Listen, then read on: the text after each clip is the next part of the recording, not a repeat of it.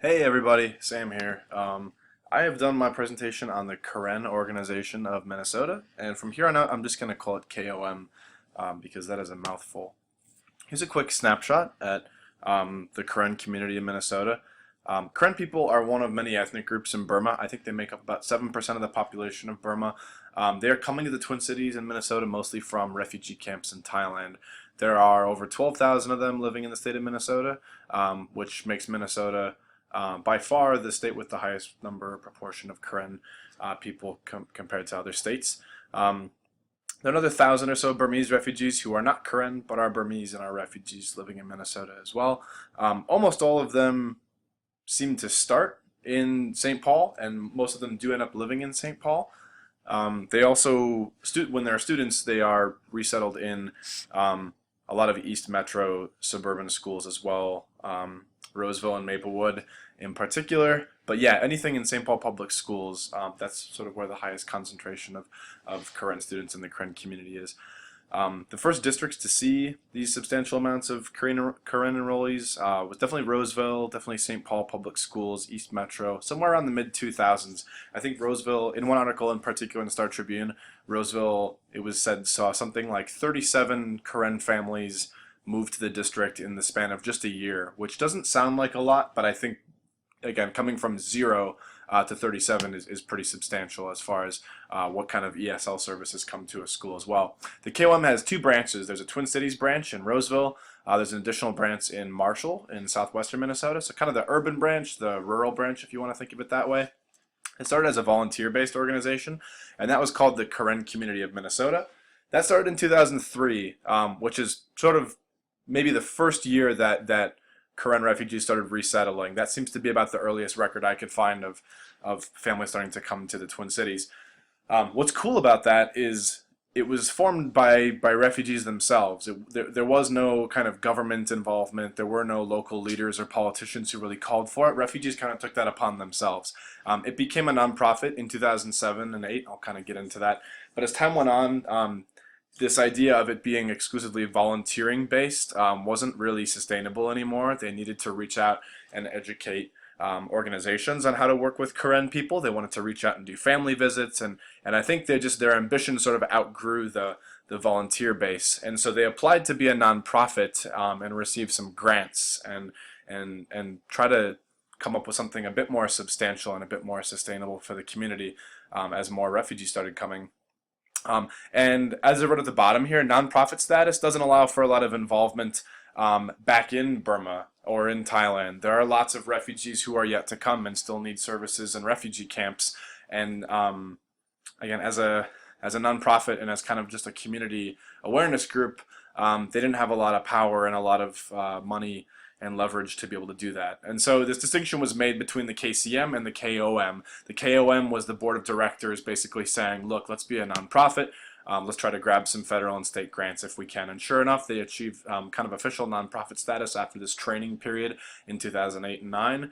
They received more grants, hired more staff. They have something like 24 full-time employees now, which is pretty cool, pretty substantial. They have some AmeriCorps members as well. They have some community liaisons on hand as well. This second office was established in Marshall in 2014 as kind of Marshall's a pretty rural community, and there are a few other places that have seen sort of a growth in Karen living and working and going to school in certain areas. Austin, Minnesota being another one, kind of, again, sort of a smaller town. Mankato, my hometown, has seen kind of a jump in Karen families resettling there. So that was established in 2014. They saw in Marshall particularly a lot of Karen families living and working there. And then originally the Twin Cities branch was located in the north end, which is where a lot of original Karen refugees were living. It was moved to Roseville a couple years back. I think it's just a bit more of a central location as far as where they're living now. I'll let you just go ahead and read the mission here. It's pretty simple, just to enhance the quality of life for these refugees. And I think it's cool that they say all refugees from Burma. Although they are mostly Karen, this kind of goes beyond Karen ethnicity and identity, because, like I said, they're not number-wise, demographic-wise, they're not a particularly dominant ethnic group in the grand scheme of things in Burma. Like I said, they make up about 6 or 7% of all Burmese people. So I think it's cool that they sort of take it upon themselves to be more of a national front, a national identity, and kind of an umbrella in that way. Also interesting, the second to last bullet point there, providing wraparound support. When I asked what this sort of meant, it was sort of interpreted as just ensuring more home visits and more family visits, and making sure that people understand this isn't just about job support and school support and maybe English lessons. That this is a really holistic organization that really seeks to meet people where they're at. Quick thing on the population served by the KOM. Like I said, over 12,000 Karen living in Minnesota. Almost all of them live in St. Paul. Roseville High, St. Paul Public Schools, Roseville High School, Como Park High School in particular, St. Paul Central. These high schools are seeing a lot of Karen students. Karen households are fairly big, five, six, seven people. So young households, lots of kids. Men are more likely to be employed than women, and so language, as you can imagine, gets to be kind of an issue. Language is sort of connected to employment status in ways that are sort of undesirable for this community. So a lot of Karen men tend to take jobs sort of during the week, and they'll sort of come back on the weekends, but at jobs that require a lot less language skills, meat processing plants, heavy industry, and factories. I worked at a school and taught with a number of Karen students, and all the boys told me that their dads all worked at the same meat processing plant in Wilmer, and that they would either commute every day or they would spend the week out there. And you can imagine it's kind of a hike. It's a good hour and a half from here to Wilmer, so it's kind of it's a less than ideal work lifestyle for them. And so the KOM provides lots of services. First of all, employment, career counseling, vocational training. But like I said, this is really connected to language, so it's all great to do vocational training, but it's really big to pair it with the language necessary for obtaining certain kinds of jobs. Social services, family and host visits are huge. Elderly care is huge. As far as community health, like I said, this is a fairly young community with lots of teenagers, lots of young people, lots of young parents. And so drug, chemical dependency awareness, mental health, family relationship counseling, these are all services that the KOM helps provide for these young families and kids as well. Youth development-wise, there are after-school programs, there are newcomer mentorship programs for students who have been resettled for 3 or less years. This is something they really emphasize, this kind of 3-year as sort of being a very crucial time for these students, and to have a mentor especially. They offer interpreting services in Karen and Burmese dialects. They offer language classes for adults, night classes mostly, and they ask that people come try to volunteer their time if they can do that. They also provide access to religious centers. A lot of Karens have converted to Christianity, have converted to other kind of Western religions. And so they try to connect people with more religious services, with Karen-owned businesses, grocery stores. There's even an auto shop that sort of seeks to help Karen families just, those things that shouldn't have to be so hard, but really are hard because of language. So that's kind of what I wrote at the bottom, that all these things in their own ways kind of address the language issue. Like I said, even the idea of a Karen auto shop it's cool, but when you really think about it, this is one less thing that people have to worry about with communicating and sort of trusting the right people and making sure that they have the language to talk about those things. I want to introduce to you really quick this man that I interviewed. I've actually known him for a couple years now. I worked with him at a school in St. Paul. His name is Solwin C.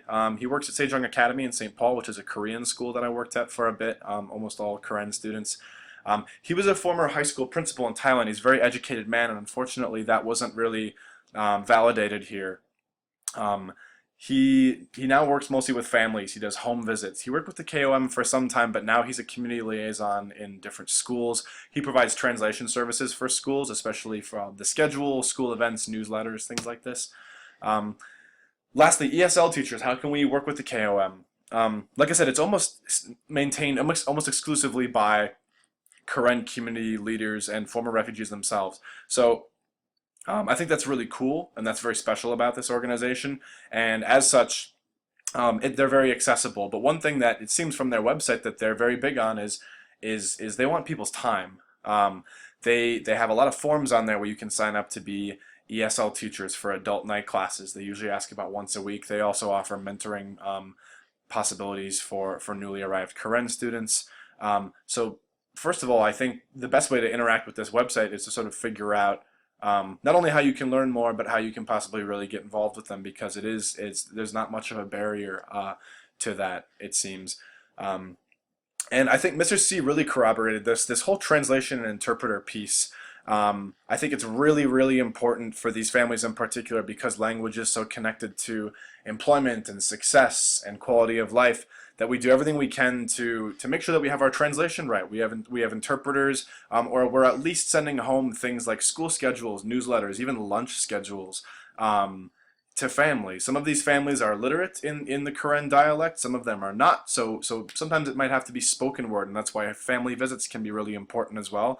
But I think the KOM, the most important thing that we can do working with them is that language piece, that making sure that families have access to at least rudimentary translations of what's going on in the day-to-day at school. That's a good place to start.